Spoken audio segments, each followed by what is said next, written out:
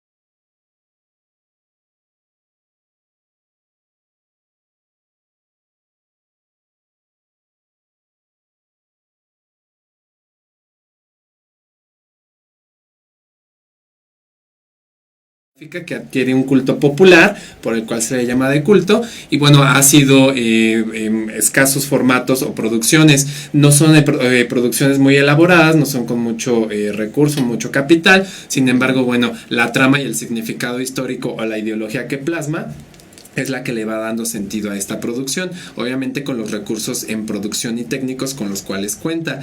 Regularmente el cine de culto, las películas de culto suelen considerarse de temas polémicos, todos esos temas que logran ser transgresores a nivel pantalla y a nivel cultura, y bueno, debido a que se incluyen ideas o temas controvertidos, saliendo de alguna temática convencional, de esquemas convencionales o etiquetas convencionalistas, y bueno, se vive alejado de todas estas estructuras estéticas y narrativas.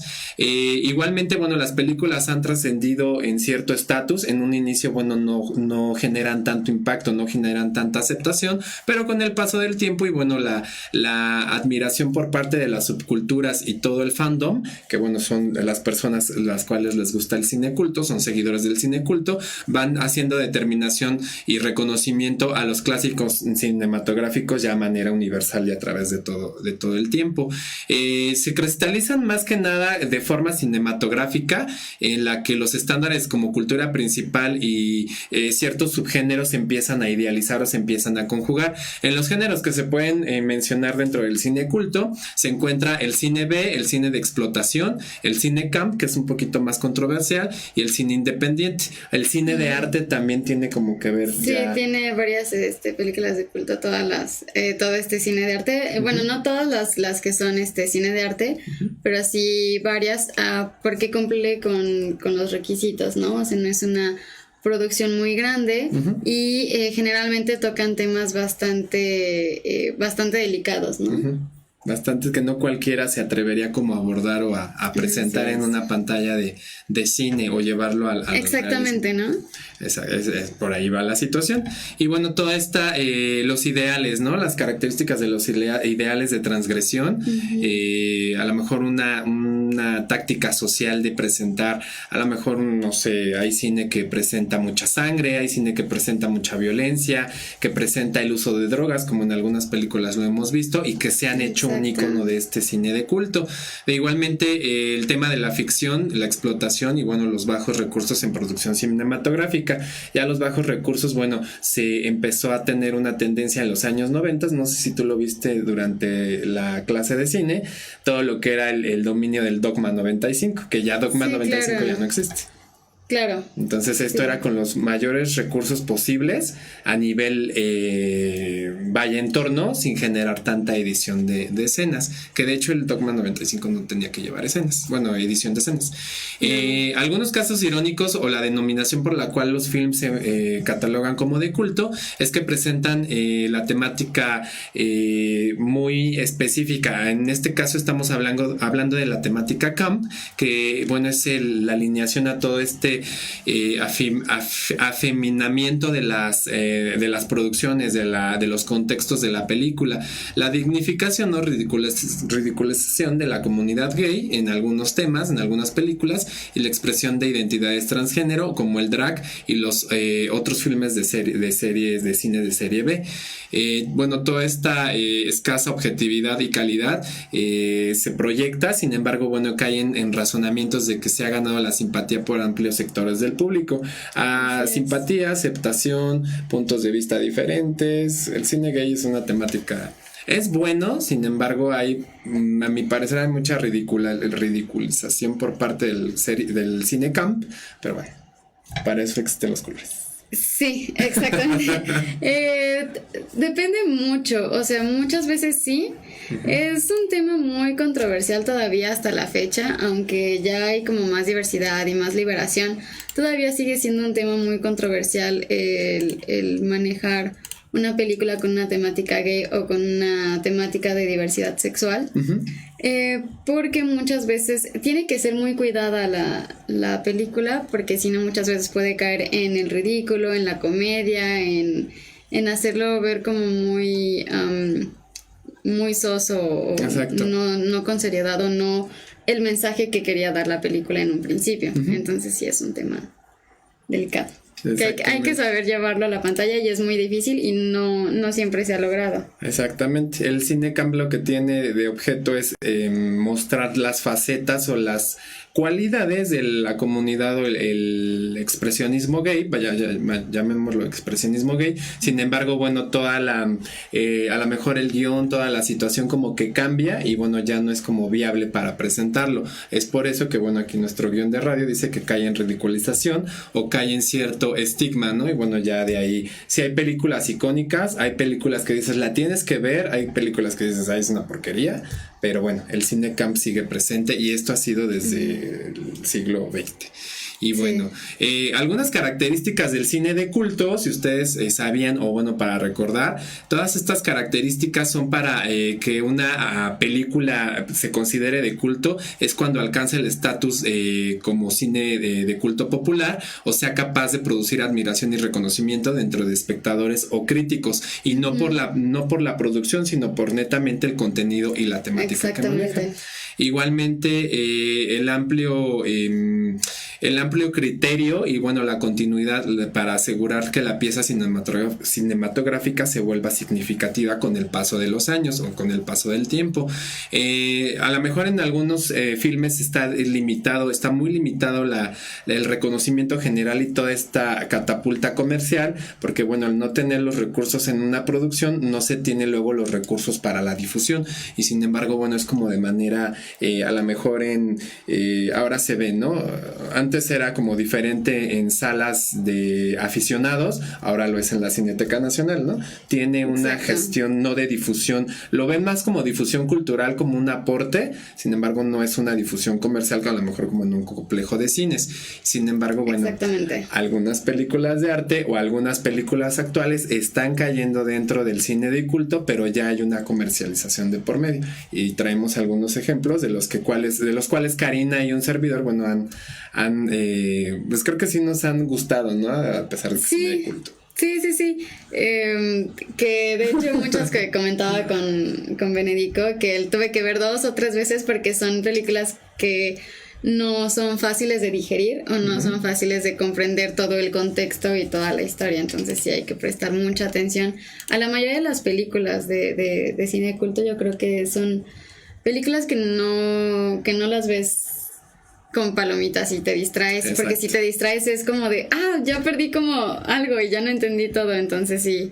¿De qué se trata? ¿En qué van, no? Exactamente. Casi te pierdes ahí la noción de todo, de toda la perspectiva, de todo el contenido. Exactamente, sí hay que prestar mucha atención y en todos los ámbitos de la película, ¿no? Exacto. Y bueno, ahí regresando a lo que son las características de una película de culto, el cine de culto, se considera una película de culto si marca ciertas pautas. Son aproximadamente unas 6 pautas. La primera sería que a pesar de que sea relativamente desconocida o que no sea comercializada para un gran público, una gran expectación, incluso la crítica sea generalista y bueno, sea muy directa, la película va a ser apreciada por la crítica especializada o por esos críticos de mente abierta, por ciertos sectores restringidos de la audiencia. Esto es, se traduce a que aunque no sea difundida de manera comercial, sino el contenido y la estructura o la temática es lo que la va a llevar a convertirse o a iconizarse como película de culto. El siguiente punto sería, la siguiente característica es que el éxito comercial, de la película ha sido moderado, pero desde su lanzamiento de manera constante va gozando de cierto prestigio para introducirse en cierto sector del público, y bueno, no así entre la crítica tener el juicio, ¿no?, cinematográfico tradicional con un filme de displencia. Esto es, por decir, un filme que es lanzado, que tiene cierta campaña mediana de publicidad, de difusión. Sin embargo, dices, bueno, dicen que está buena, realmente no sabemos, pero ya cuando la ves por todos los términos o la temática que maneja, el lanzamiento va tomando prestigio, va tomando fuerza. Exacto. ¿Por qué? Porque se va pasando, oye, ¿sabes qué? Vi tal y sí está buena. Oye, ¿sabes qué? Vi anunciado en el metro, porque no lo vi en televisión, lo vi anunciado que ya se va a estrenar tal, pero fíjate que fui y está buena. Entonces ahí es como uno de los parámetros a seguir para que se empiece a iconizar. Digo, no es inmediato, bueno, ahorita sí, ya con las redes sociales, ¿no? Sí, ahorita sí es más inmediato eso de que una película de repente catapulte y pero antes era con el paso de los años, incluso generaciones, que se llegara a convertir en una película de culto. Exactamente, entonces esto se va haciendo como viral y bueno, es ahí como logra hacerse pues exitosa o logra hacerse catalogada dentro del cine de culto. El siguiente parámetro sería que en su momento del estreno la crítica favorablemente le ha considerado, le ha aportado buenos puntos a la película, pero no tanto dentro de la opinión del público. Sin embargo, bueno, se ha ido tornando de manera favorable con el transcurso del tiempo, y bueno, se da un empuje entusiasta a este filme. Un ejemplo, a lo mejor podremos hablar de la película del Resplandor. En su momento tuvo buena crítica, a mucha gente no le gustó, porque bueno, dicen esto que tiene que ver, estamos hablando de la década de los 80s, sin embargo, con el paso de las décadas, dicen el Resplandor es buena. Entonces, en su momento no fue aceptada, pero la crítica le dio palmas arriba. Entonces va ganando aceptación. Ese es un ejemplo. El siguiente parámetro, bueno, sería que tiene poca popularidad y aceptación desde el lanzamiento y concepción, y ha experimentado un aumento de popularidad de manera gradual hasta alcanzar cierto reconocimiento internacional de la crítica. El público, o entre ambos, esta simbiosis de aceptación entre estos parámetros. Un ejemplo aquí, pues podremos tener a Blade Runner del año 1982. Recordamos que bueno, fue una película avanzada a su momento, porque bueno, todavía me acuerdo que hablaba de 2019, que por cierto vamos a hacer un especial de Blade Runner. En noviembre sale la fecha, noviembre de 2019, situada en la ciudad dentro de la cual se lleva toda la temática, pero fue muy avanzado a los años 80, o sea, fue favorable por los efectos que tuvo, el protagonismo de los actores o de los personajes, pero como que dice, o sea, sí fue buena, pero pues está muy avanzado esto, ¿no? Sin embargo, ya a la década pasada y actualmente hubo un remake de Blade Runner, entonces ahí realmente se logra retomar si Blade Runner realmente es una película de culto. ¿Por qué? Porque en su tiempo fue aceptada, sin embargo les costó trabajo reconocerlo, y ahorita ya situada a nuestro año, en nuestra época, dices, en ese momento fue cine de culto. Realmente pues sí tenían la visión de que todavía iban a volar los autos y todo, o sea, lo de Blade Runner todavía no pasa, ¿no? Pero bueno, ya estamos camino allá, sí. Que ya hasta hay pantallas holográficas, a lo mejor una publicidad en alguna avenida como lo nota Blade Runner en los edificios, o sea, eso ya es una realidad, pero hay elementos que todavía no son posibles. Pero bueno, ese es una de los parámetros dentro de las características para considerar cine de culto. El clásico de culto, bueno, el siguiente parámetro es cuando se indican aquellas producciones cinematográficas que alguna vez fueron éxitos rotundos, y bueno, la crítica y el público los aceptaron de manera parcial. Sin embargo, ahora, bueno, a pesar de ya que no son tan conocidas, ha salido de los círculos comerciales, pero siguen siendo objeto de admiración. Aquí se podría poner el ejemplo de la película Doctor Strangelove, or How I Stopped Worrying and Learned to Love The Bomb. Es como una temática más, esto estamos hablando de los años 60, esto es como una temática conceptual, una temática romántica, avanzada en sus tiempos, ridícula, sin embargo, bueno, fue aceptada, pues está bien, o sea, fue un éxito rotundo en el año 1964, pero ahorita si tú le preguntas a alguien, oye Karina, ¿ya viste Doctor Strangelove? Obvio, ya perdió reconocimiento, pero sigue siendo catalogada como un objeto de admiración. Claro. ¿No? Entonces, nunca la vi. Nunca la vi, entonces no sé de lo que me estás hablando. Sí, no. Y bueno, el siguiente parámetro sería que, a pesar de la discutible calidad que tiene la producción y el desarrollo cinematográfico, tiene un especial significado histórico por la contribución al desarrollo del cine.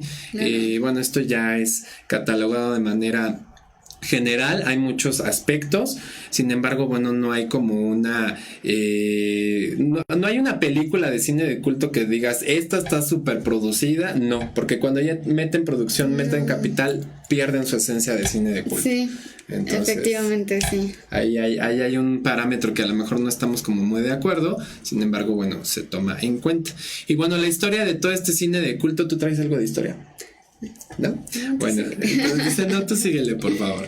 Nos vamos con un poco de historia muy resumida, que bueno, algunos títulos del cine de culto empiezan desde la época de oro del cine a nivel internacional, y no porque sean concebidos como cine de culto desde su lanzamiento, sino que fueron popularizadas y se van retomando como obras que retrataban a la sociedad o la mecánica o la coexistencia social en esos años en las cuales fueron proyectadas o filmadas.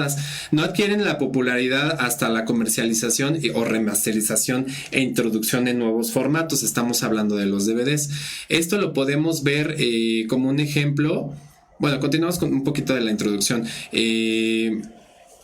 provocan que bueno, fueran aceptadas en su momento, revolucionan el cine por la producción y los argumentos que contiene cada guión cinematográfico. A diferencia del cine blockbuster, el cine blockbuster, bueno, sabemos que es el cine comercial. El cine de culto, bueno, existe o trata de diversas temáticas en la construcción de argumentos.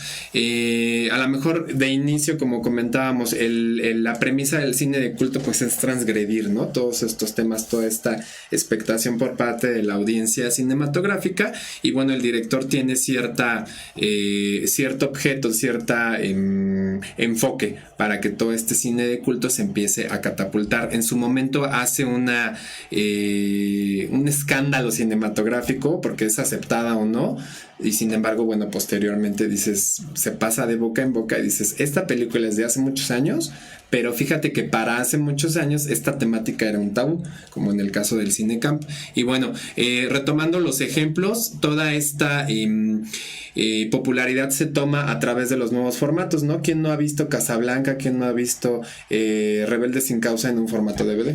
Claro, ¿no? Claro, por supuesto. Incluso están digitalizadas porque muchas yo por ejemplo vi la de Rebelde sin causa en internet. Porque no... Ya no la pasan luego, en cable. No, y luego en DVD también a veces no es como tan fácil conseguirla. Entonces, pues, pero sí, obviamente es como de esas películas que tienes que ver, porque sí. Exactamente. De repente les da como el boom y empiezan a remasterizar las cintas clásicas, ¿no? Del cine. Rebelde sin causa, yo me acuerdo haberla visto, porque obviamente no tenía la película. La vi en un canal que se llama TCM, en cable. Después la pasaron en Paramount y ya no la volví a ver, porque ya no es una película que sea vigente. O sea, está tratada como un clásico, cine de culto por la rebeldía juvenil en los años 50, pero ya no es o sea, ya no es tan fácil de verla, ¿no? Sí, no, sí es complicado. Sin embargo, pues yo creo que la mayoría, incluso de mi generación, pues sí hemos llegado a verla. O si no verla, sí sabemos qué pasa en la película, ¿no? Sí sabemos el argumento y sí sabemos datos generales. Exactamente, sí, sobre todo cuando uno lo ve, ¿no? En la historia del cine. Bueno, yo me acuerdo mucho de las clases teóricas en cine. Sí, es que o sea, de cine, de la materia de cine, lo que más me marcó fue la historia y todo esto del expresionismo, y bueno, traemos también un poquito de eso. Pero ya háblame de práctica, pues no. O sea, sí, cuando voy al cine veo ciertas tomas, logras concebir por qué los enfoques, qué es lo que te transmite, sí. Entonces, a mí me pasa al revés. O sea, ¿sí? Yo la teoría, o sea, sí me acuerdo, me llevo a acordar, pero es como muy vago mi recuerdo de toda la teoría del cine. Tengo más como la práctica, como tipos de tomas, como la secuencia, como toda esta colorimetría y todas esas cosas, las tengo como más que toda la historia del cine. Todo lo que es la historia del cine. Sí, pues lo básico, ¿no?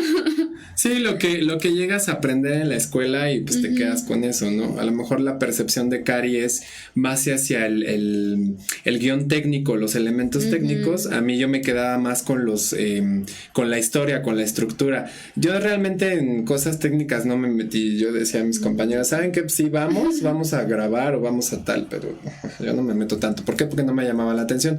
Sin embargo, ahora lo veo en ciertas películas, lo retomo. Y hay películas que sí, o son muy oscuras, o tienen mucha luz y colores, hacen muchos close-ups, juegan mucho con la instrumentación de elementos, dan secuencias, cortan. Entonces, bueno, ahí es donde dices, esto lo hacen para intencionar tal, ¿no? Siendo que a lo mejor el guión no se salva, pero bueno. Supuestamente todo va acorde, pero ya actualmente ya no es una realidad. Sí, bueno, dependiendo también mucho del equipo de trabajo, de cómo se maneje todo. Exactamente, cómo esté toda la producción hecha. Sí. Pero bueno, ese es el cine blockbuster. Ya para continuar con un poco de historia, para mencionar los ejemplos, tenemos que todo el cine de culto inicia bajo el esquema del cine expresionista o surrealista. El cine expresionista es, como te decía en historia, te dan de cajón el expresionismo alemán, que fue la época que abarcó de 1910 a 1920 aproximadamente. El expresionismo alemán, bueno, se dio como corriente cinematográfica primeramente con origen en Alemania, en República de Weimar. Ya esto esto, bueno, empezó a tomar popularidad en ciertos países europeos y bueno, ahí se logró comercializar o se logró difundir de manera inmediata por todo este contexto que tiene Europa y bueno, que Alemania empezó como la cuna del cine mudo, la cuna del cine expresionista, todo lo que es el premiso del cine, ¿no?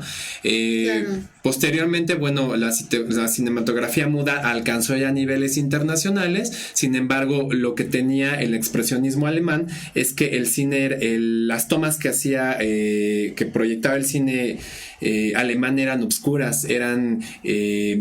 obviamente se valían del mudo porque no había sonido, sin embargo daban intención con textos en negro y las tipografías blancas. El texto. También casi no tenían como escenografía. Ajá. No era producida, no había como tanto arte en la película. Uh-huh. Y la escenografía era muy, muy básica. Exactamente. Eso era algo era una característica básica del expresionismo, ¿no? Igualmente ahí en conjunto con que las historias fueran meramente ficticias por lo regular, uh-huh, o en la mayoría de los filmes. Exacto. Y bueno, los sentimientos de miedo, toda esta escenarios sombríos, la angustia, sí, un enfoque deformado de la realidad o de lo que se quería expresar a través del contexto de la película o de la pantalla. Y bueno, las primeras formas de incluir una crítica social dentro de todos estos argumentos irreales, evocando ciertas características de cine de horror o suspenso. Aquí hay algunos filmes que, bueno, también en la carrera lo vimos. Yo fue lo primero que vi, me acuerdo mucho de eso, que los marcan ahora como filmes perdidos, pero bueno, yo los vi ya en la tienda de películas. Tenemos el ejemplo de las películas alemanas de The Cabinet of Dr. Caligari o El Dr. Caligari de 1920, El Golem de 1920 de igual manera, Nosferatu, A Symphony of Horror, Nosferatu, la Sinfonía del Horror de 1922, Metrópolis de 1927 en su primer edición, su primer Metrópolis, que era así como también muy... pero Metrópolis era como muy densa esa película. Necesitas tener paciencia. Es, uh-huh, una película que si no te gusta también es cine de arte, ¿no? Uh-huh. Si no tienes como la paciencia, te puedes aburrir o a lo mejor puedes perderte como ciertas partes. Sin embargo, es muy buena película. A mí me gustó Metrópolis. Uh-huh. Sí, tiene todo el contexto que maneja, toda el ámbito sociocultural, uh-huh, es bastante interesante. Sí, Metrópolis fue algo avanzado a su época. Estamos hablando de los años 20 en Europa o en Alemania, y ya proyectaba cosas futuristas.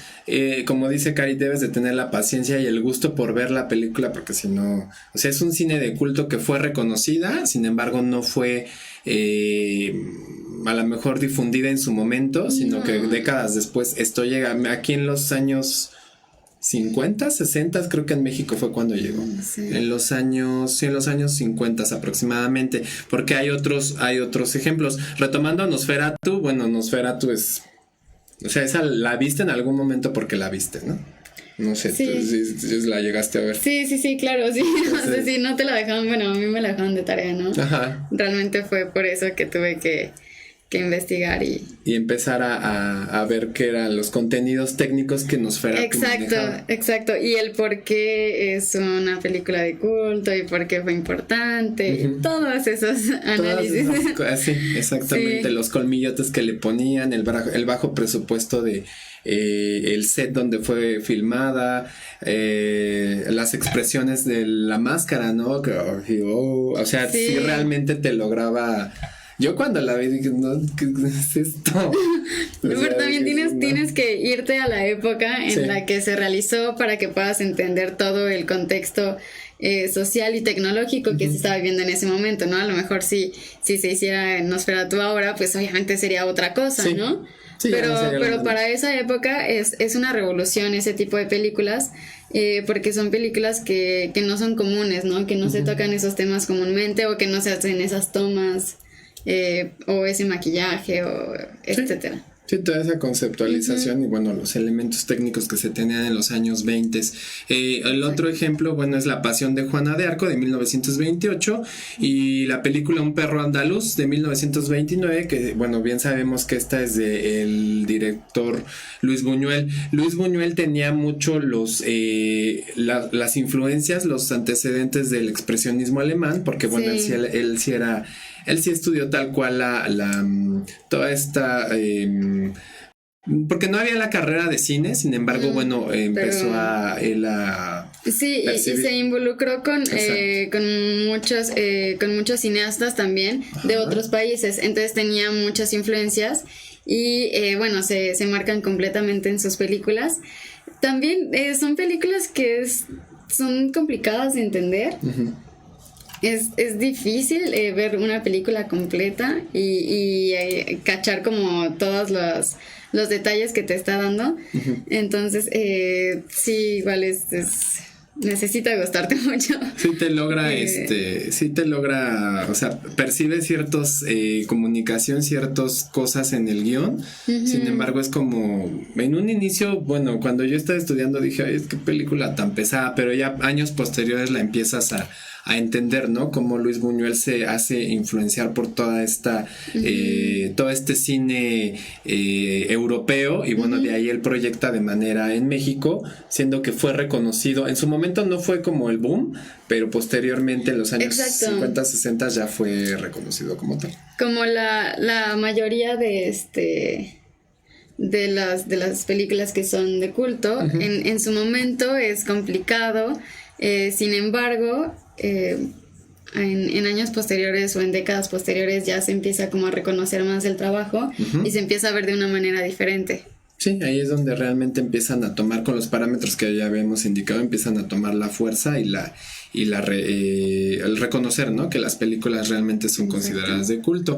Ya hablando un poco de cine pre-code Hays o el pre-code de Hollywood, que fue de la década de los 20 a los 40 en el siglo XX, bueno, ya esta producción era netamente estadounidense, se queda atrás un poco la producción europea y bueno, aquí los temas eran como de transgresión social directamente. ¿Por qué? Porque presentaban diversas temáticas, entre eso a lo mejor sexualidad explícita, un poco de violencia, consumo de drogas, toda esta temática influenciada por la literatura pulp de los años 20 y bueno, el periodo de producción se empezó a aplicar de manera definitiva con el código Hays en los años 20 para regular los parámetros de definición audiovisual hasta 1967, en el cual se negaba un retrato como de violencia en las películas. Todo este cine pre-code estaba pues sí basado en géneros contemporáneos.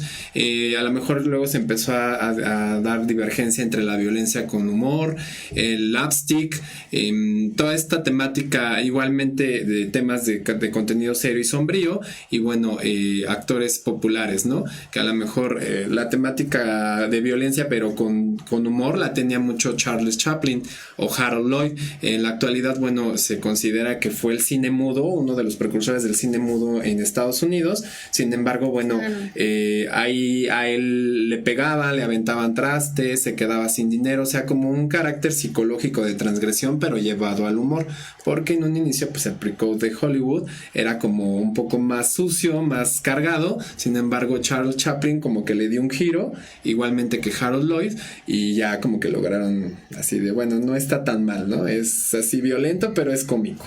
Sí, exacto. Y que de hecho, para mí Charles Chaplin es pues era un genio, porque logró llevar a cabo muy bien todas sus historias. Todos entendíamos perfectamente bien lo que estaba pasando en la historia y no decía una palabra, ¿no? Sí, y todo era con títulos. Exacto, sí, ¿no? Y empezó a ser también muy importante la expresión facial. Las muecas crecían. Sí, las muecas, las caras, los ojos, y también pues las tomas tenían que ser de close-up para que todo esto que estaba haciendo el actor pues pasara a la pantalla y lo pudiera ver el espectador, ¿no? Exactamente. Charles Chaplin en su cine, en sus producciones usaba mucho la gesticulación. Obviamente le daba contexto pues al guión, hacía muecas y bueno, ponía una palabra, ¿no? Ponía un slide con los textos, los diálogos. A lo mejor hacían la toma de una mujer, en este caso Karina Pámanes, y así como así de no, pero como no había sonido, o sea, exacto, nada más era emular. Y pero, le ponían otro, no me dejes, o sea, no sé, algo así. Sí, exactamente, pero entendías bastante bien el concepto. Y la comedia estaba muy, muy bien lograda porque eran escenas que no eran tan complicadas, ni siquiera en la fotografía era complicada, pero que sí daba mucha risa, ¿no? O sea, a mí sí me daban risa sus películas. Y digo, las seguimos viendo y seguimos disfrutándolas, ¿no? Porque fueron películas que se hicieron muy bien.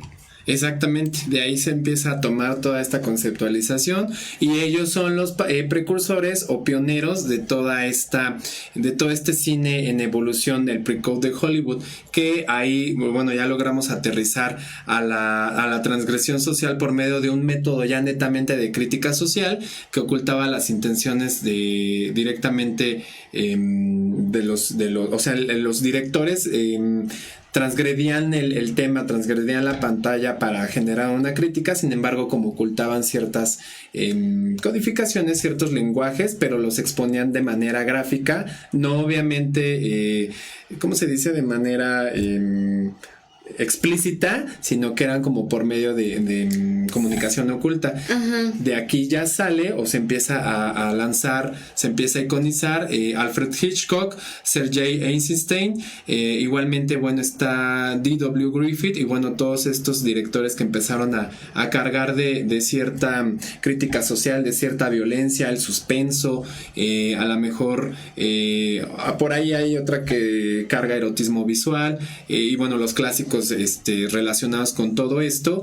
Tenemos aquí por mencionar a Scarface de 1932, Lo que el viento se llevó de 1939, que a mí esa película casi no me gusta, The Citizen Kane, El ciudadano Kane en 1941, Again I Met Joe o Un hombre llamado Joe de 1943 y algunos clásicos de ficción de igual manera, a manera de transgresión. Frankenstein de 1931, Drácula igualmente del mismo año, King Kong de 1933, El mago de Oz de 1939 y bueno toda esta expresión de drama y crítica social en conjunto, bueno también aterrizaron en nuestro país, que en nuestro país Doña Bárbara con María Félix fue lanzada en 1943 y bueno se empezó a caracterizar. El cine mexicano no está tal cual marcado que es de culto, porque dicen es cine mexicano, época de oro y se acabó, o nuevo cine mexicano o lo que sea. Sí. Ahí no está tan marcado que es cine de culto, sin embargo hay mucha influencia por parte del cine estadounidense, del cine alemán y bueno todo esto se llevó también en su momento, llegó a expresarse aquí en nuestro país a manera en la época del cine de oro.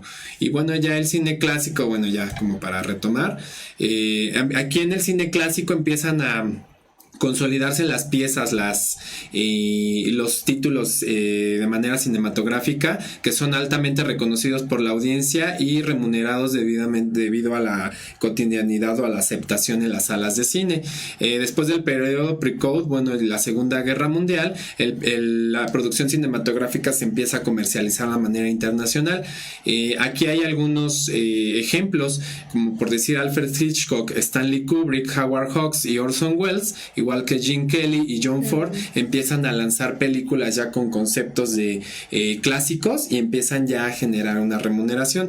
Todo esto lo podemos ver en los ejemplos como Casablanca, 1942, The Sunset Boulevard, 1959, The Thing from Another World, que es La cosa del otro mundo, en 1951, Singing in the Rain, Cantando bajo la lluvia, en 1952, Johnny Guitar, 1954, A Rebel Without a Cause o El Rebelde sin causa, en 1955, Touch of Evil, 1958, Vértigo, igualmente de ese mismo año, Some Like It Hot, o Algo Caliente, en 1958, de igual manera, y bueno, hay muchas más. Breakfast and Tiffany's, que bueno, creo que ha sido de las más reconocidas hasta el momento. Sí, claro, que de hecho estuvo, creo que sigue en Netflix, Breakfast at Tiffany's, con Audrey Hepburn. Muy, muy buena película, es de mis favoritas, de hecho. Sí, es como muy... es romántica, es como así de... Es un romance curioso, ¿no? Es un romance extraño porque realmente no es como la típica película de Hollywood en donde el chico se enamora de la chica y todo está como feliz y bonito, sino ella es bastante complicado, bastante complejo el personaje de Audrey Hepburn, que es Holly. Entonces, pero es muy buena, véanla, si no la han visto, véanla, se los recomiendo mucho. Es un clásico del, no cine de culto, pero sí es como una pieza que logró reconocimiento en su momento, se olvidó algunas décadas después, y en nuestra actualidad, bueno, ya se volvió a retomar y bueno, sigue siendo influencia en algunos millennials, centennials y todas estas trayectorias a nivel cine. Incluso muchas de las películas de culto son mencionadas en series, en otras películas, ¿no? Se retoman ciertos detalles de actores o de la película en sí. Exactamente, todo esto va a reconocimiento y bueno, es donde se empieza ya a desarrollar por medio de los directores, se empiezan a hacer íconos del cine, se empiezan a hacer secuelas de todas estas películas o temas controversiales y bueno, se empiezan a ser reconocidos. Estamos hablando de Alfred Hitchcock, Stanley Kubrick y bueno, son los que yo más recuerdo, que al menos Alfred Hitchcock, sí. Orson Welles también tuvo sus atribuciones, pero Stanley Kubrick, pues hasta la fecha sigue siendo de las películas reconocidas. Y dices, cine de culto, Stanley Kubrick. Cine de culto, Alfred Hitchcock. Entonces son como los más reconocidos. De aquí ya nos saltamos rápidamente a lo que es el cine B, o el cine B y el cine gore. Que bueno, el cine B son todas esas producciones cinematográficas que presentan la baja producción debido a la época en la cual se empezó a desarrollar y la poca inversión económica que se denota en las tramas y en los efectos especiales. El cine B regularmente siempre es enfocado a ciencia ficción o ficción de horror y frecuentemente, bueno, están llenas de efectos especiales de baja calidad que marcan la baja producción de todas las películas en secuelas. Son consideradas como películas de culto porque suelen ser identificadas por el bajo parámetro de genialidad o de toda esa chispa que debe de tener la cinematografía y bueno, en lugar de dar a relucir toda esta ingenio, caen en la mediocridad. Entonces eso es que es cuando dicen es que es tan mala pero es tan buena que la tienes que ver para criticarla realmente, ¿no? Entonces bueno, no suelen ser comerciales de igual manera y se encuentran regularmente como filmes perdidos. Por ahí las pasan en cable, por ahí la encuentras en internet, por ahí alguien te pasa una copia de una copia de una copia de alguien que la hizo. Sin embargo, bueno, no es de que voy a ir al centro porque quiero encontrar a lo mejor The Creature from the Black Lagoon, ¿no? La criatura de la laguna negra, algo así. Entonces, o sea, son películas que dices, bueno, existieron, pero pues ni vale la pena tenerlas, ¿no? Porque la producción es muy mala. Todo este cine, bueno, se logra caracterizar por toda la mediocridad que tiene en su calidad y bueno, el director de cinematografía más reconocido de este tipo de cine es Ed Wood. Entonces, bueno, aquí hay a lo mejor algunos ejemplos, como decimos, de 1951 hay una que se llama The Bride of the Gorilla, la esposa del gorila. 1954 Forbidden Planet, el planeta perdido. Creature from the Black Lagoon en 1954, la que estábamos mencionando.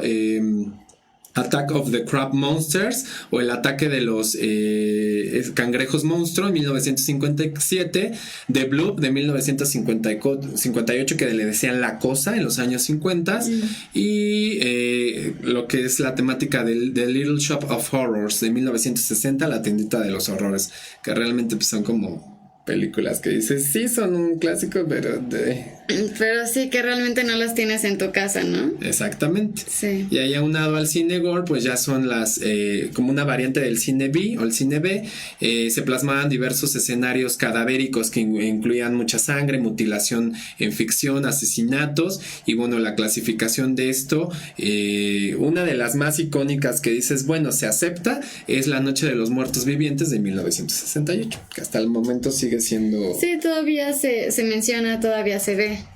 Porque fue la película pionera del tema zombie dentro del cine de horror, pero era de muy bajo presupuesto.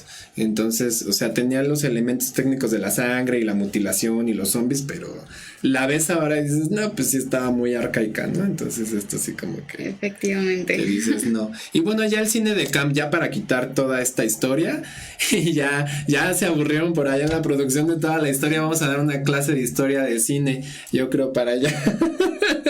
Para recordar todo esto, es que son los cimientos básicos para darles a entender todos los ejemplos que traemos.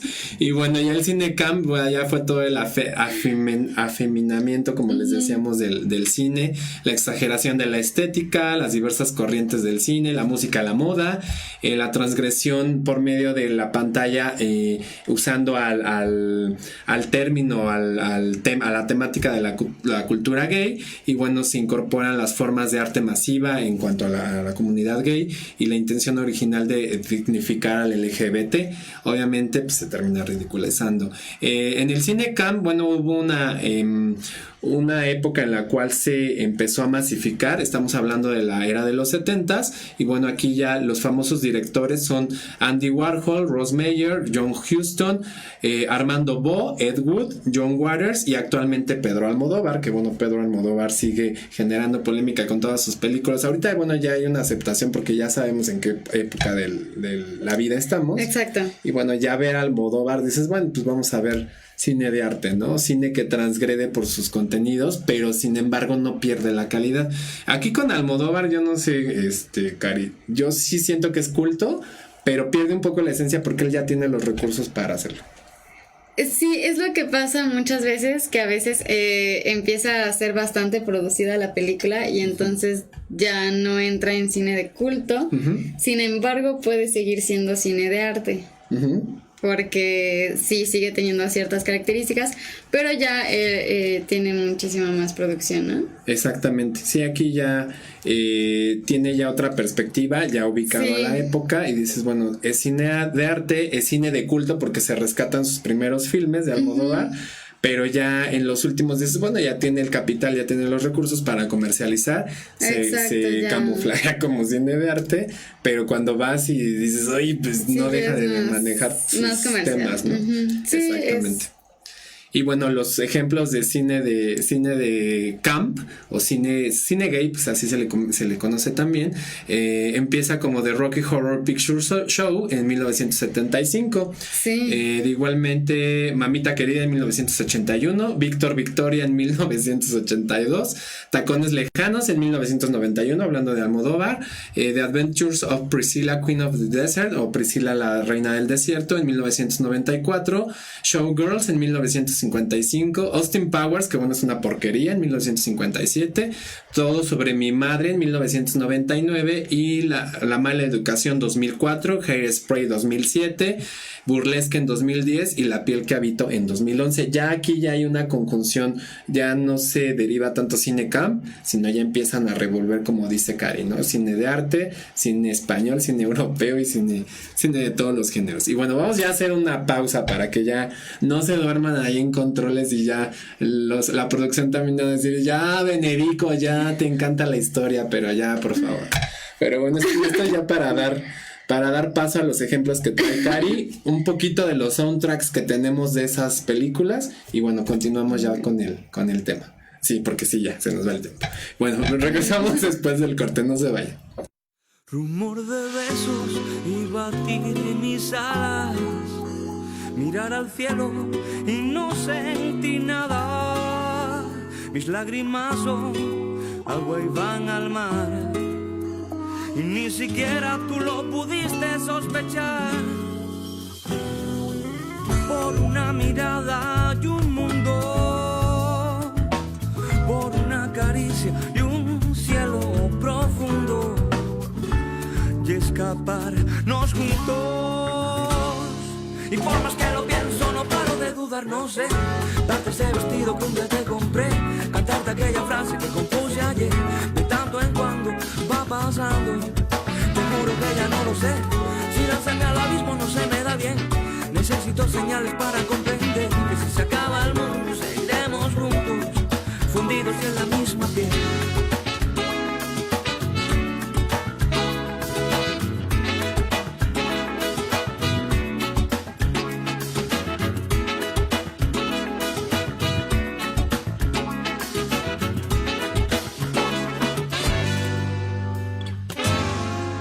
Tienes tu vida, tengo la mía. Vivimos juntos por hipocresía. Presumo de lo que no consumo. Si fuera mi cerveza está en el desayuno. Contando margarita, me deshojaste. Viviendo ya en un cuadro de vela. Que contigo tuve fantasía. Que si te tengo un día cierro mis ojos ya podía pintarte. Y solo una pluma serena mi alma. Rueda la tinta, encuentro la calma. Me duele no tener valor ni 50 sombras. Impresionarte viendo en Nueva York. No lo que tengo por ahí yo presumo. Me regalaron un reloj en un amor que olía a humo. Así que aquí me tienes, buena o mala, dispuesto para dar la cara.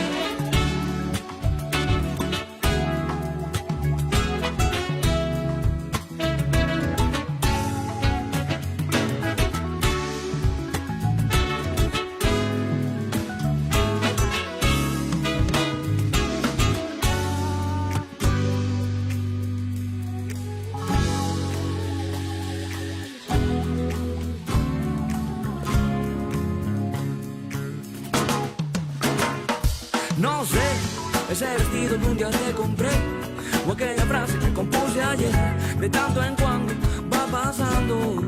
Te juro que ya no lo sé, si lanzarme al abismo no se me da bien.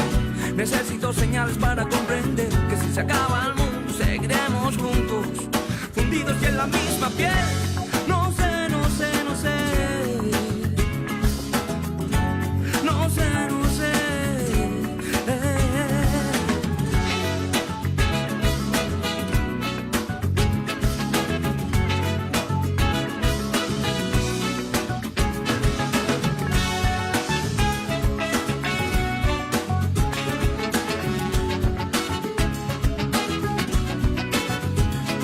No sé, ese vestido que un día te compré, o aquella frase que compuse ayer, de tanto en cuando va pasando. Rumor de besos que se van.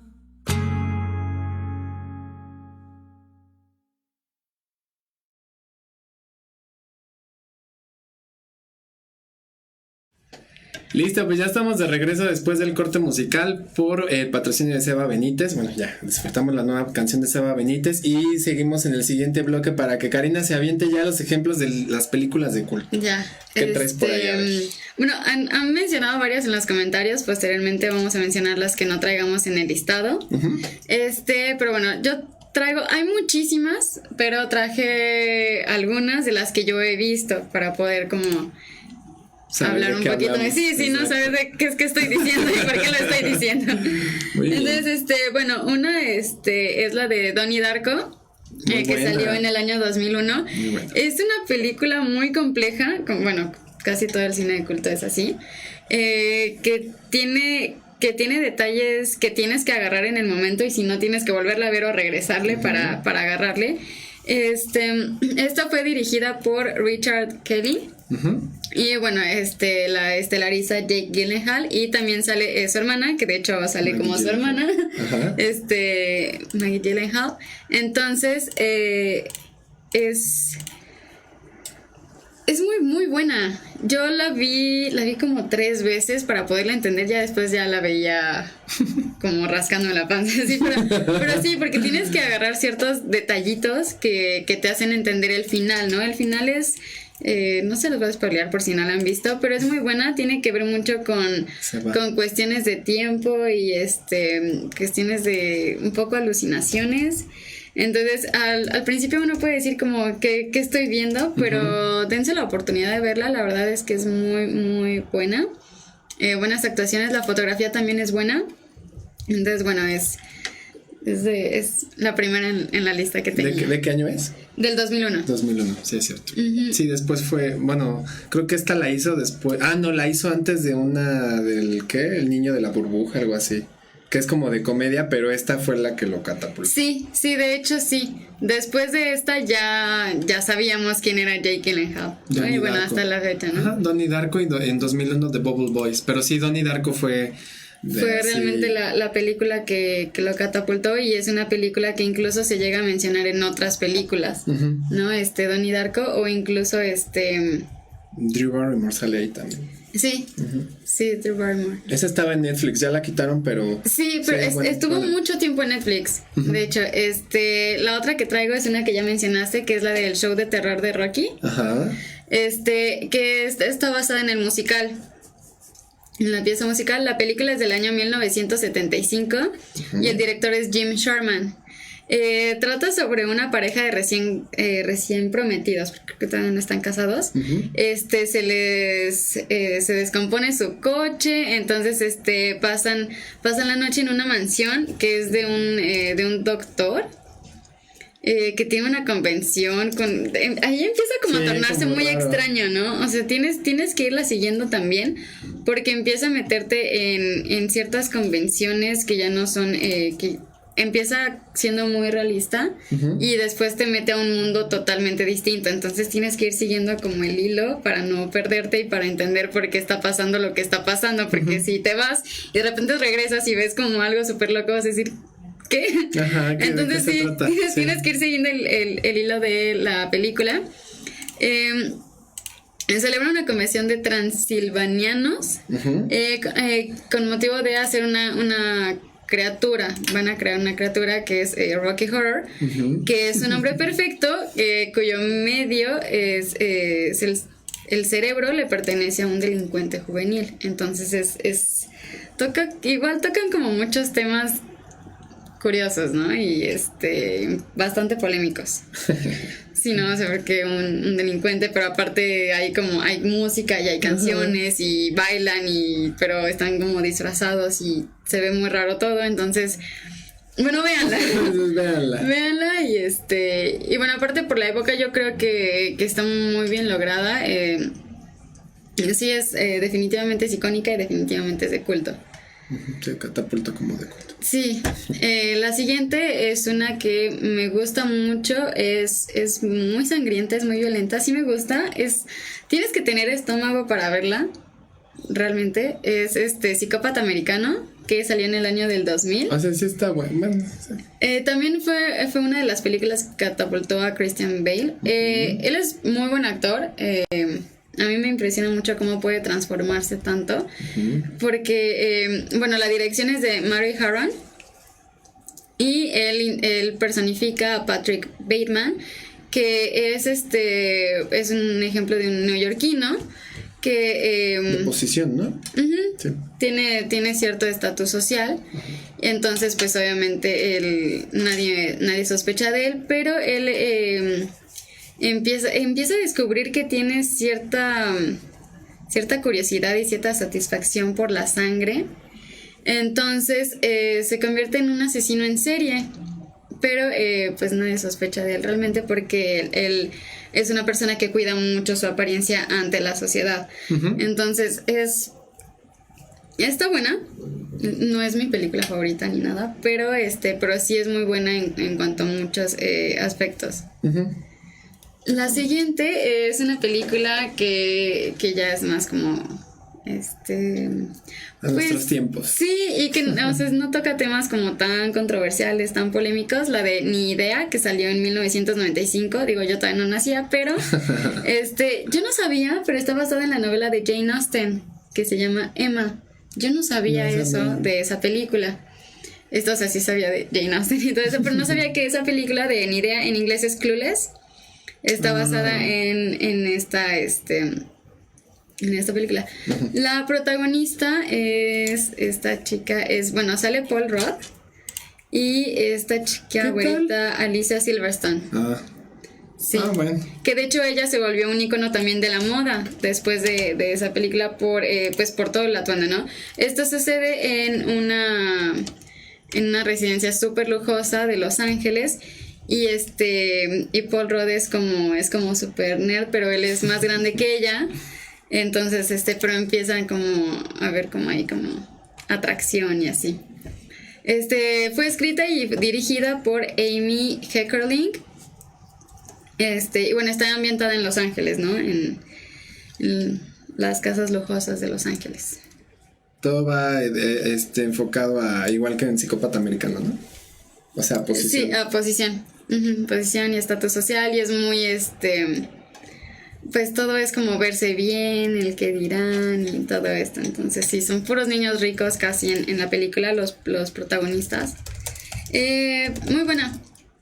Bueno, está entretenida, está divertida, tiene un lado cómico, está bastante bien. La otra es The Breakfast Club o El Club de los Cinco.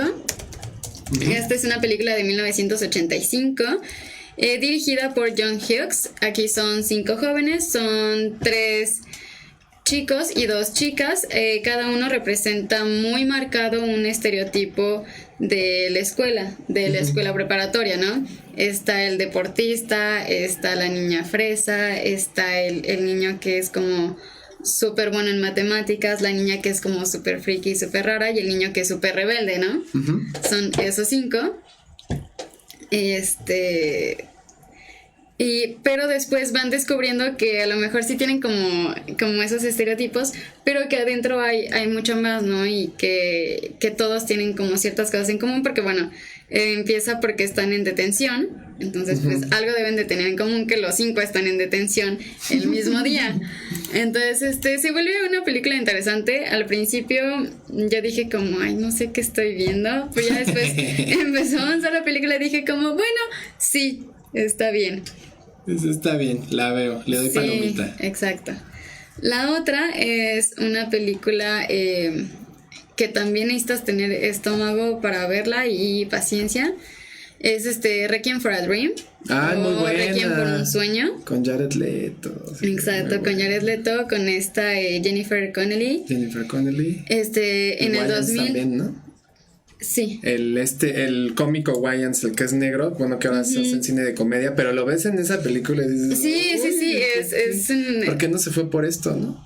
Exactamente, esta es una película dirigida por Darren Aronofsky, que bueno, también sabemos que Darren Aronofsky tiene pues tiene como cierto estilo, que su cine es cine de arte, y que igual hay que analizar bien la historia, la película, muy buena. Toda la parte cinematográfica, la fotografía, la historia, el guión, los personajes tienen una psicología muy interesante, muy compleja. Entonces, pues mis respetos también para los actores, porque interpretar a un papel, un personaje con una psicología tan compleja y toda una historia. Pero bueno, es que es su mamá. Es su mamá que es viuda, se vuelve adicta a las anfetaminas. Mientras que el hijo, él es adicto a estupefacientes y heroína. Y llega a un punto en el que pues de tanto estarte inyectando pues se le hace una cosa horrible en el brazo y pasan más cosas que es difícil de ver. A mí yo estaba muy jovencita, bueno, más yo iba no recuerdo si finales de secundaria o principios de prepa, entonces a mí sí fue como de sí, te no, gracias, sí, como que hasta me dolió verla, ¿no? Está ver crudona. esa escena, está crudona. Exactamente. Me tocó de tarea en la universidad. Sí, yo no recuerdo bien si fue en mi último año de secundaria o en el primero de prepa, pero yo estaba muy, muy, muy chavita. Yo creo que sí, 14, 15 años. En el 2001. Entonces sí. En el 2001. ¿Cuál la trae por ahí? Bueno, no la vi en ese año, la vi después porque en ese año... yo ni lo hubiera entendido, ¿no? Pero el cine podía ir entonces. Pero bueno, la otra es Eterno Resplandor de una mente sin recuerdos, con Jim Carrey y Kate Winslet. Sí, se acuerda. También sale Kirsten Dunst. Ajá, sí, que es muy buena la güerita. Sí, ella es buena. Esta salió en el 2004. En inglés es... Ay, Dios, es... Eternal Sunshine of a Spotless Mind. Ajá, Ajá, es un título muy largo tanto en inglés como en español. Está dirigida por Michel Gondry y la historia fue creada por Pierre Bismuth, Kaufman y Gondry. Trata sobre una pareja que se separa y en el proceso hay una especie de tecnología en la que borran la memoria para evitar como toda esta parte del dolor de la separación. Sin embargo, existen cosas de fuerzas del más allá y el destino y las cosas astrales que hacen que se sigan conociendo y que se sigan viendo y que de alguna manera sus caminos se sigan cruzando, pero no se recuerdan, no recuerdan su historia. Entonces está curiosa, es compleja también, pero es buena. Bueno, igual no es como la super mejor película para mí, pero es buena, tiene una historia bastante completa y bastante... Creo que está muy bien ordenada, debido a que es mucho de antes, después y de que entonces y ahora y se vuelven a conocer y entonces ya no sabes, pero lo vas entendiendo. Si la ves completa, logras entender en qué partes sí se conocían y en qué partes pasó lo de que se borraron la memoria, entonces pues véanla. Otra, muy buena, es El Club de la Pelea. Esta salió en 1999 con David Fincher, él es el director de esta obra. Es con Edward Norton, Brad Pitt y Helena Bonham Carter. Es buenísima, esta sí me encanta. ¿No? El Club de la Pelea. También es bastante complicada, también la tuve que ver como 2 veces para entender qué estaba pasando y quién era quién. Es un típico godín, diríamos. Ajá. Y entonces él conoce a un vendedor de jabones. Sí. Es un chico pues totalmente opuesto a él, ¿no? Entonces entre los dos empiezan forman un grupo clandestino de que es el Club de la Pelea, ¿no? Pero también se envuelve en una relación con Helena Bonham Carter y está muy buena, está muy buena. A mí al final de repente me quedé como... Creo que está en Netflix ahorita. Sí, ¿no? Todavía está en Netflix, ya lleva también... De hecho, yo la primera vez que la vi fue en Netflix, sí la había escuchado, pero nunca la había visto. Pero es muy buena. Ya, rápido, la que sigue. Amélie, que salió en el 2001, es francesa. El director es Jean-Pierre Jeunet. Y la película es sobre la historia de una camarera que en determinado tiempo de su vida empieza a investigar y a querer hacer a las demás personas felices. Y bueno, en ese camino encuentra ella misma su propia felicidad y es romántica, es bonita. El principio a mí de repente me empezó como a aburrir porque narran como toda su vida y es como pero llega un punto en el que ya empieza como a avanzar la historia. Para mí el principio es bastante pesado. La otra es una película que también me gusta mucho, es Trainspotting. Exacto, en el 96. De hecho, igual yo no existía. Aquí traemos algo, pero bueno, ahorita se lo dice. Sí. con Ewan McGregor. Ajá. Es un grupo de jóvenes, de compañeros que son heroinómanos. Adictos a la heroína. A la heroína, sí, gracias. Mejor, más fácil. Más fácil. Que están en los suburbios de Edimburgo. Y pues no tienen como ninguna aspiración más que drogarse y pues conseguir dinero, pero pues no es dinero.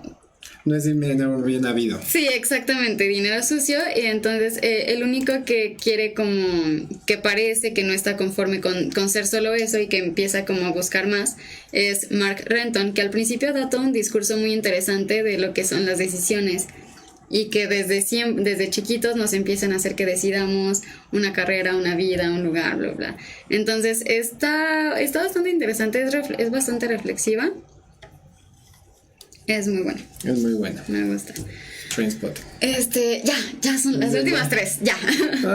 Sé que me faltan un montón, pero es que son muchísimas Son muchas películas, sí, no podemos. Y sí traigo de Stanley Kubrick, pero nada más traigo una. La que ha visto. Sí. No, sí he visto más, o sea, he visto pues El Resplandor. Bueno, la que más te gusta. Pero sí.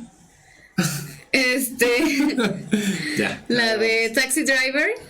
Con que de hecho sale Jodie Foster, súper chavita. Sí. Y Robert De Niro, el primer actor Robert De Niro. La dirección es de Martin Scorsese y es un veterano de Vietnam que bueno, se dedica a manejar un taxi, pero empieza toda una historia en la que él empieza una confrontación violenta con proxenetas de Nueva York. Uh-huh. Y bueno, hay un cambio radical en el personaje del principio de la película al final de la película que dices, ¿qué pasó con este sujeto? Pero es muy interesante y es muy buena, muy buena película.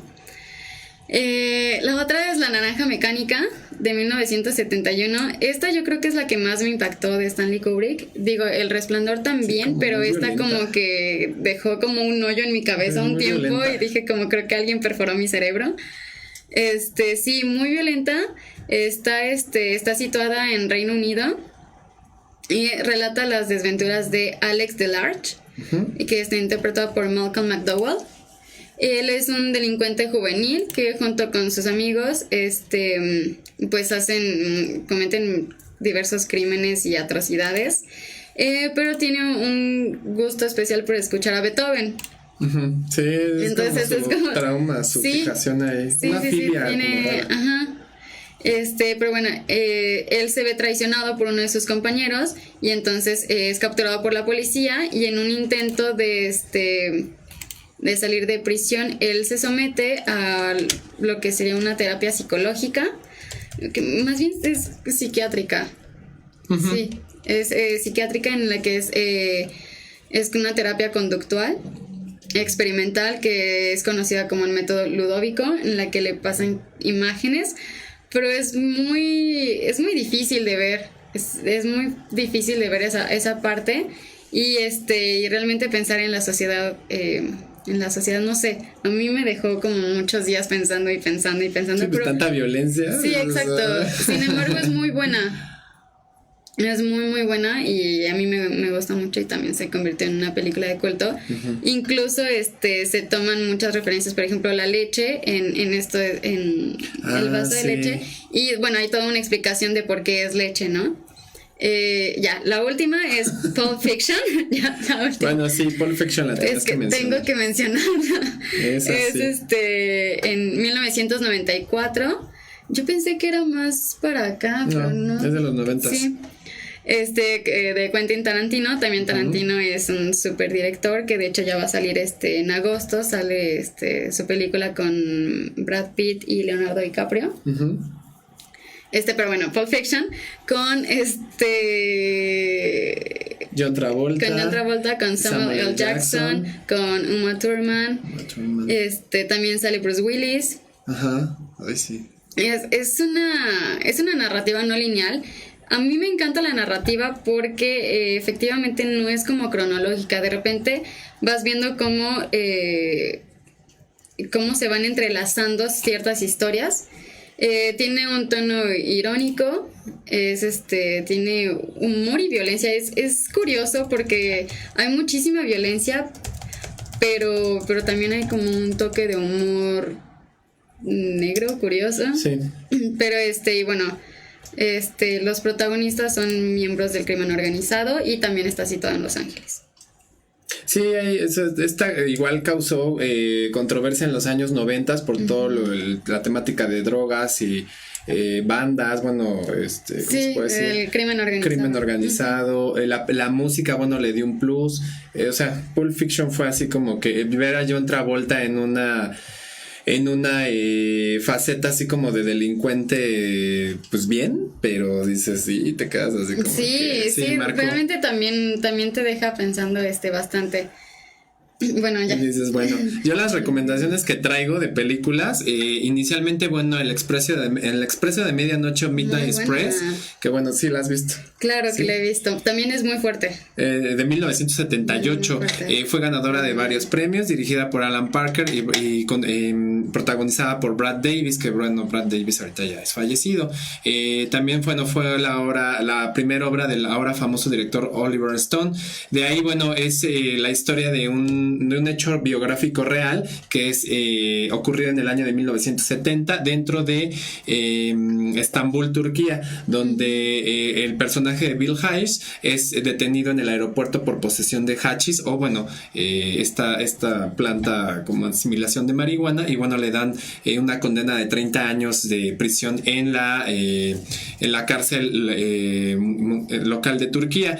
Esto, bueno, se da toda esta controversia por todo el maltrato que sufre dentro de la cárcel y bueno, toda la situación que causó polémica, ¿no? Cómo trataban a los reos en las cárceles, él que fue extranjero detenido en el aeropuerto, a todo lo que se enfrentó, un idioma que no conocía, el carcelero que trató de abusar de él, toda esta controversia fue un impacto, una transgresión social dentro de la época de los 70s, y bueno, esta fue galardonada con varios, algunos Óscares ganó por ahí, sin embargo tuvo Globos de Oro también, y bueno, quedó para la historia. También sale en coprotagonismo John Hurt, que John Hurt, si se acuerdan, es el señor Ollivander en Harry Potter. Entonces John Hurt sale ahí, el que es de los lentes. Ay, Él es el personaje. Idea. Por eso Es que Ollivander es tan hay muchos viejito. años de diferencia. Ahí sale John Hurt. Y bueno, el tema musical para esta película, tenemos a Chris Bennett. ¿Lo escuchaste, no? Son los créditos finales de Expreso de Medianoche.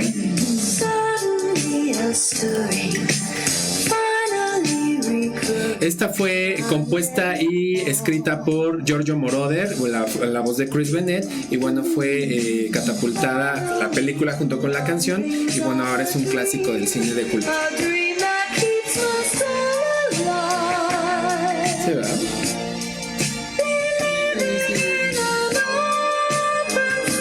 ¿Quién no se acuerda de Midnight Express del año 1978? Otra película que, bueno, rápidamente comentamos es The Warriors, Los Guerreros, en el año de 1979. Se conoció en algunos países como Los Amos de la Noche, sin embargo aquí en México fue Los Guerreros, y bueno, fue una película de culto catapultada porque hablaba de las bandas urbanas dentro de la ciudad de Nueva York. La película es dirigida por Walter Hill, y bueno, es basada en la novela escrita de Sol Yurik, que es algo así entre lo que son las bandas, bueno, no las bandas, sino el legado egipcio que tuvo toda esta relación años atrás. La trama, bueno, da el giro en que una banda es inculpada por el asesinato del líder de las pandillas en Nueva York en los años 70, y bueno, de ahí son como estigmatizados, y empieza el recorrido de la persecución por todas las calles de la ciudad de Nueva York. Se suben a las diferentes líneas del tren de Nueva York con el destino de llegar a su base de banda en Coney Island. De esto, bueno, hubo una adaptación a un videojuego, pero bueno, es uno de los clásicos del cine de culto dentro de los años 70. 1979. Aquí, bueno, la música fue interpretada por el músico Barry DeBorson. Fue un lanzamiento que tuvo en el año 1979, y bueno, estos son los créditos los créditos iniciales y durante la persecución de la película. ¿Tú la viste esta? No. ¿No? Está buena, No, ¿eh? esta sí. Vamos a hacer un trato, préstame La Bella y la Bestia y yo te presto verlas, porque yo La Bella y la Bestia no la he visto.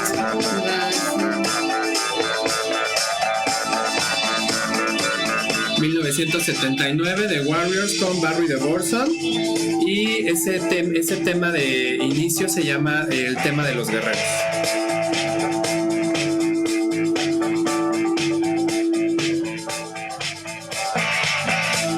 Ahí está, con Barry DeVorson, el tema de los guerreros, y bueno, película del año 1979. Otro clásico de culto que ya habíamos comentado, Blade Runner, que bueno, es la película de Ridley Scott, y está basada en el relato de Philip K. Dick, que si en ese momento se decía que si los androides sueñan con ovejas eléctricas. Fue una película controversial a su tiempo, porque por eso fue considerada como película de culto. Y bueno, la cinta es protagonizada por Harrison Ford y encarna a Blade Runner, que es el cazador de replicantes, que todos los replicantes eran como los humanoides o los androides que servían a los humanos para hacer ciertas labores, para ejercer ciertos roles de trabajo. Sin embargo, tenían algunas emociones y estaban dotados de conciencia. Todo esto, bueno, es se proyectaba en el año 2019, que es lo que comentábamos. Y bueno, Blade Runner, que fue un cine de culto para ese momento. Los créditos finales, la música estuvo compuesta por el músico griego Vangelis. Y bueno, ¿quién no se acuerda de esta canción?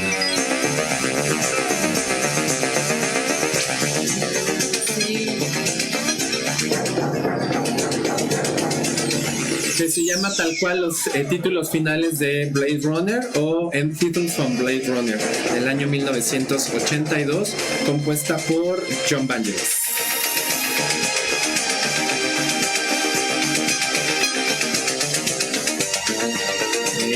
¿Qué tal? Ahí está, Blade Runner, los créditos finales de Blade Runner. Otra que, bueno, nos saltamos la década de los 90, porque la década de los 90 ya se la aventó Cari.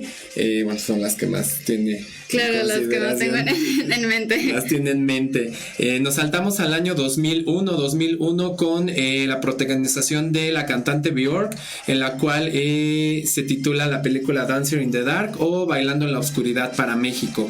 Es una película danesa dirigida por Lars von Trier, y es un drama musical. Supuestamente aquí se conceptualizaba bajo el concepto de Dogma 95. Sin embargo, bueno, Lars von Trier rompió estos esquemas, siendo que él implementó el Dogma 95. Aquí, bueno, con todo el contexto de la música, el sonido, las luces supuestamente de los stage, pero bueno, no tuvo nada que ver con Dogma 95. Björk, en conjunto con Catherine Deneuve, David Morse, Peter Stormare y Joel Groy. Esta fue una caracterización que tuvo primeramente Björk en el cine, y bueno, aquí alcanzó la fama, alcanzó algunas palmas de oro, premios Oscar, y bueno, también tuvo un impulso, un empuje dentro del cine de arte, el cine de culto. Aquí el soundtrack fue netamente compuesto por Björk, y los créditos finales están con esta canción.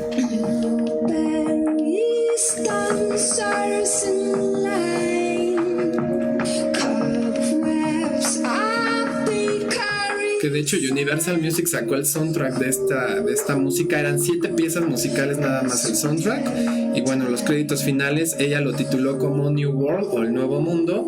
Cuando, bueno, si no la han visto, el final, bueno, ahí Björk. Entonces ahí es donde da la perspectiva.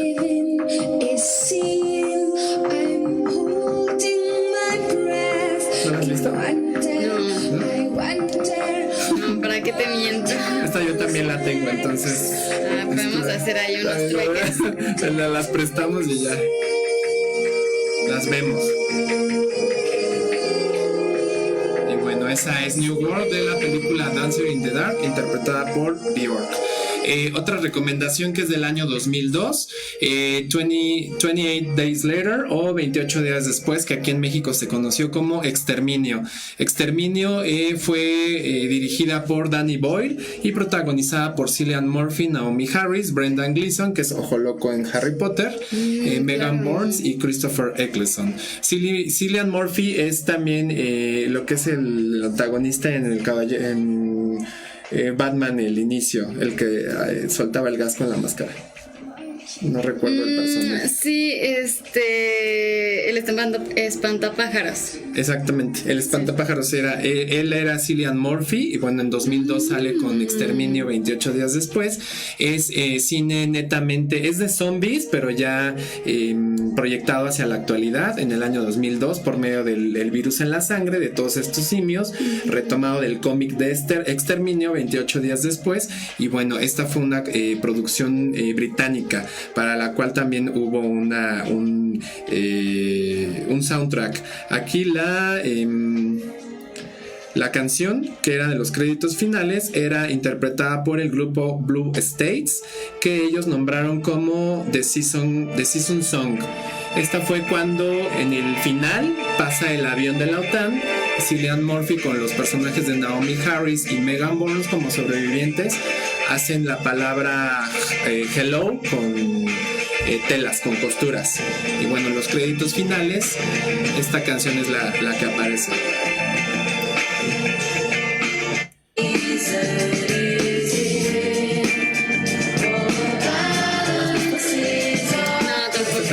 Y esta también la tengo así. También la tengo en DVD.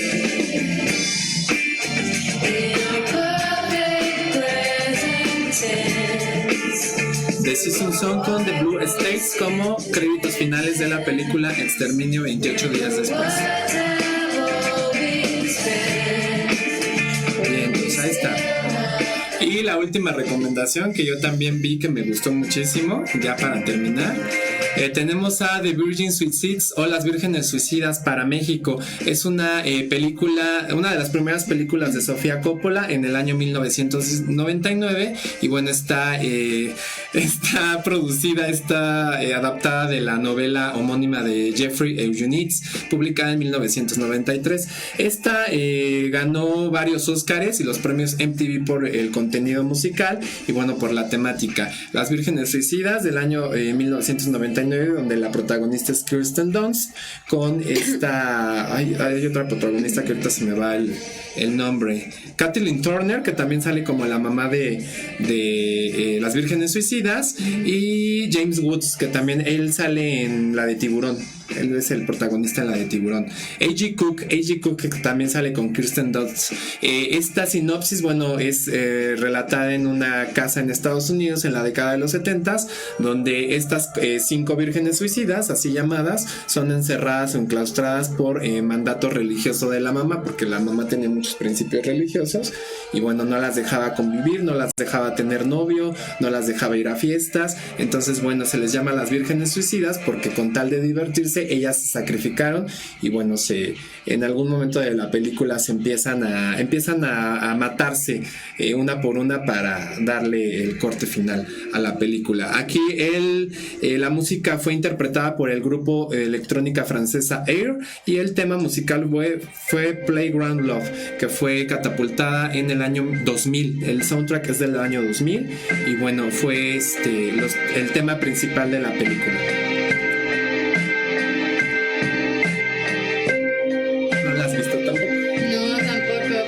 Que me suena el soundtrack. ¿Sí? Es del grupo de electrónica.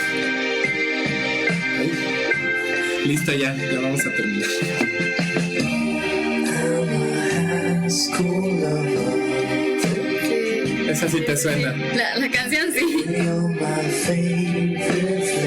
En coproducción con Francis Ford Coppola, Sofía Coppola, bueno, es de sus primeras películas y la lanza al estrellato ganando varios premios. Playground Love del grupo S. Listo, pues ahí están nuestras propuestas de este cine de culto, de estas películas de culto. Y bueno, ya con esto damos finalizado el tema. Nos faltaban muchísimas películas, hay muchísimas películas que comentar, pero bueno, el tiempo no es suficiente. Y todo el preámbulo sí es un tema bastante extenso. Y aparte por la historia como para aterrizar, ¿no? El porqué, el porqué las películas de culto. Ya como última situación, sí, ya nos vieron feo. No, sí, ya terminamos con la recomendación, el soundtrack de Trainspotting. Aquí, bueno, es la edición de 1996 por EMI Music. EMI Music ya no existe, entonces lo relanzó Universal Music. Aquí, bueno, fue un formato nacional, fue un formato todavía de Arbato, no, perdón, de Synram. Es un formato Synram. Y bueno, esto todavía lo conseguí en la tienda por medio de EMI Music México. Entonces es del año 1996, la recomendación de los soundtracks de Trainspotting del año 1996. Nos vamos con Slumdog Millionaire o Quiero Ser Millonario de Danny Boyle, también del año 2008. Lanzado por Interscope Records. Bueno, aquí fue la música incidental o el score motion. Y bueno, también fue un lanzamiento por parte de Universal Music. Aquí es un formato por parte de Arbato. Y bueno, es un formato simple, en formato nacional. Este ya no está en tiendas. Este sí tampoco ya no está en tiendas, igual que Trainspotting. Y bueno, la recomendación para que la puedan buscar en Spotify. Hablando de Exterminio 28 Days Later. Aquí, bueno, fue una edición importada porque jamás lo editaron nacional, jamás fue editado nacional. Aquí fue comercializado en algunas tiendas, trae el cómic y bueno, el logo de la película Exterminio. Esto fue del año 2002 y es un Sonopress pero de Inglaterra. Entonces aquí fue distribuido por Zoom Records, pero nunca fue formato nacional. Aquí Exterminio como parte del soundtrack y bueno, aquí lo tenemos a recomendación. Este tampoco no lo hay en tiendas, entonces lo pueden buscar en Spotify. Y este que me costó muchísimo trabajo encontrarlo, que bueno, ya no hablamos de esta película, muy así por encima. La piel que habito, con película de Pedro Almodóvar con Antonio Banderas y Elena Naya. Y bueno, que también fue una controversia en el año 2011. Este soundtrack fue lanzado por Narrica Records, que fue en España, y bueno, distribuido por Universal Music México. Este me costó un trabajo conseguirlo porque cuando salió no lo compré, y después para buscarlo en las tiendas, bueno. Aquí es un formato Digipack, es un formato nacional. Y bueno, este sí fue como de Arbato porque fue del año 2011. Fue un formato de Arbato, formato nacional. No lo hay en tiendas tampoco, porque los soundtracks, recuerden que salen en un momento, tienen un año de caducidad en tiendas y después se van a destrucción. Entonces, bueno, este también está en Spotify por si logran buscarlo. Pues bueno, ya nos vamos, se terminó la emisión del día de hoy. Les agradecemos muchísimo. Likes, rápido, los likes. ¿Qué tal? Bueno, vamos a hacer una breve pausa aquí en Blend and Remix. ¿Dónde lo pongo? No, pues aquí. Que varios te mandan felicitar, por cierto. Déjale Muchísimas los gracias. comentarios. Nelly del Pino dice feliz cumpleaños, Benedico. Cecilia Valdés, feliz cumpleaños, Benedico. Felicidades, muchísimas Benedico, gracias. por tu cumpleaños. ¿Quién Por mis más? 29. Ana Claudia Rodríguez Ríos, cierto, feliz cumpleaños, hashtag fan de Benedico. Ya ves, si tienes a tus fans. Muchísimas gracias. Sí tengo Gracias. fans, entonces tengo ahí mis hashtags, tengo ahí mis seguidores, así, no, seguidores de Blend and Remix y de Cari también. Muchísimas gracias. Aquí la producción y el área de redacción nos están haciendo favor de apoyar a la... ¡Ay! El favor de apoyar al programa. Muchísimas gracias, aunque ya nos pasamos de tiempo, pero bueno, pues muchísimas gracias. Ya andamos cumpliendo unos añitos. Muchas gracias. Y bueno, unos añitos ya. Karina ya sabe mi edad, pero bueno, el área de redacción también, la producción. Y bueno, muchísimas gracias, también un saludote. Y bueno, y la música de fondo, ¿no? Y bueno, vamos a hacerle un pequeño partido por aquí. ¿Se ve que qué? Ay. Se ve que es el primer pastel que parto. No, no es cierto. No es cierto. Muchísimas gracias. Ahí está. Ya partido. Ya. Muchas gracias. Gracias a todos ustedes, al equipo de producción, al equipo aquí de apoyo. Y bueno, a ustedes, la audiencia que nos tiene ahí rápidamente. Y bueno, pues ya, likes y eso ya no nos alcanza el tiempo. Muchísimas gracias. Bueno, rápidamente. Los likes. George Reid, muchísimas gracias, George. ¿Te parece Sara, verdad? Me aparece Sara García, muchísimas gracias por tu like. Alan Paul Estrada, Teresita García, gracias por su me encanta. Nelly del Pino, Ana Claudia Rodríguez Ríos, gracias por su like. Ana Aurora Gutiérrez, gracias por tu me encanta. Jocelyn Velázquez y Alberto Saldívar Torres, muchísimas gracias por su like. Y bueno, gracias a todos por sus comentarios, por estar al pendiente por todas las películas. Por ahí leí Psicosis, sí, es película de culto. La isla del Doctor Moreau. Son clásicos. Etcétera, ¿no? También Los pájaros de Hitchcock, sí lo mencionamos porque sí es cine de culto y cine clásico, ¿no? Muchas gracias, no podemos leer como sus comentarios completos, son muchísimos, me da muchísimo gusto ver que son 35 comentarios. ¿Qué tal? Volvemos a Está increíble, muchísimas gracias y bueno, pues no nos da tiempo, pero gracias a todos, un abrazo y gracias por estar siguiendo la transmisión aunque se nos haga muy larga. Sí, no, ya. Gracias por seguirnos hasta el último minuto. Hasta el último minuto. Muchísimas gracias a todos. Nelly del Pino, Ana Claudia, aquí hay comentarios. Sara García, Ana Claudia Rodríguez, García también. Teresita García, Alberto Saldívar, Ana Aurora Gutiérrez, muchísimas gracias. Cecilia Valdés también comentó. Juan Carlos León Martínez, también muchísimas gracias por el comentario que nos dejaste. Y ya, bueno, son las personas que han comentado. Al equipo de Somos Live Streaming también, muchísimas que andan gracias. por ahí, Cecilia Valdés, todos los que nos aquí siguen, muchísimas gracias. Hacemos el contenido también pensando en ustedes, porque bueno, es algo que nos gusta, como buenos comunicólogos, pero bueno, queremos que les guste. Esperemos que les guste y bueno, aquí nos trajimos algunas peliculitas. Pues damos por terminada la emisión, muchísimas gracias. Gracias, ya se cumple un año más de vida y bueno, esperamos seguir cumpliendo muchas más. Muchísimas gracias, sí. Cari. Muchísimas felicidades, gracias. Bueno, tú el abracito. Muchas gracias. Y bueno, pues aquí seguimos en la mezcla y remezcla. Nos vemos próxima semana. Les prometemos un programa de música la próxima semana. De música, les adelantamos música de los 70s. Dice que me explaye, que me siga. No, ya, porque ya. Música de los 70s, nada más que va a estar un poco fraccionado. La comisionamos para música de los 70s en español y música de los 70s en inglés. Está muy extenso porque hubo muchísimos ritmos, muchísimos estilos en los 70s, pero bueno, ya porque nos están llamando la atención. Gracias terminamos. A todos. Que pasen bonito fin de semana. Bonita noche. Váyanse al cine. Bueno, muchísimas gracias. Nos vemos. Bye.